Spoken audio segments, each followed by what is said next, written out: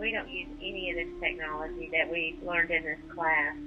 And that's one of the things I was hoping to do with the paramedic technology program is to, talk with the paramedic program director to see if he would be willing to, just test some of these games in his program. My favorite part of this course was when I was able to play RuneScape with a 10-year-old. The way he spoke about gaming and the excitement he gave me was more powerful than all of the readings and the assignments. It was when I was playing with him that I realized that gaming could help students learn content. I hope I can emulate his excitement for gaming in the future. I don't even know that I would be able to get a game on there that would, the cost. I mean, I think that was brought up by some other students in the class. The cost of games is not cheap, and in a limited public school setting, we're not going to be able to incorporate games in a video format. Plus, the time commitment for games is so out of control.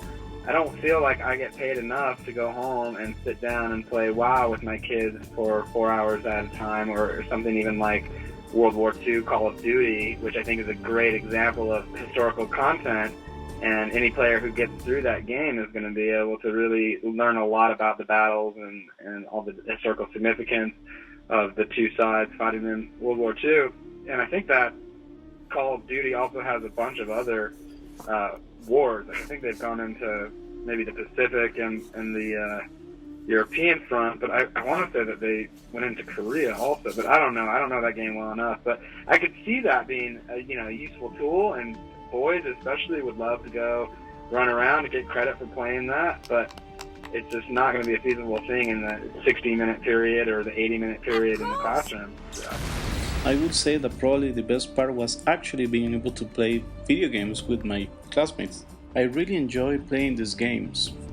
For me, some of them, like RuneScape and Dungeons & Dragons, was the first time that I actually played. I knew that they existed, but I never played these games before. Sometimes I felt like a little kid again, and I got excited. I wanted to continue playing to see what was next, and discover new worlds and characters through the levels of the games.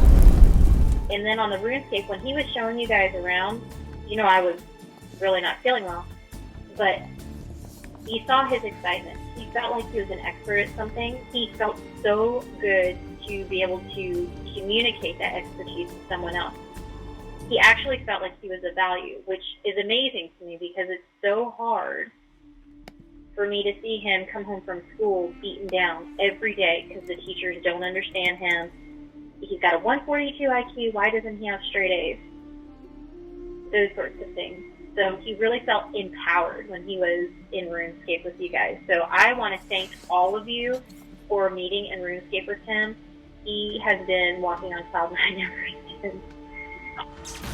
My favorite part of the course was the ability to game and interact with other members of the class as well as my team. This element of the class gives educators and trainers an insight onto how today's students learn and interact with other peers. Out of all the gaming experiences in this class, I would have to say that World of Warcraft was the most enjoyable. I think that the graphics, gameplay, and total experience far exceed the experiences of the other games that we played in class.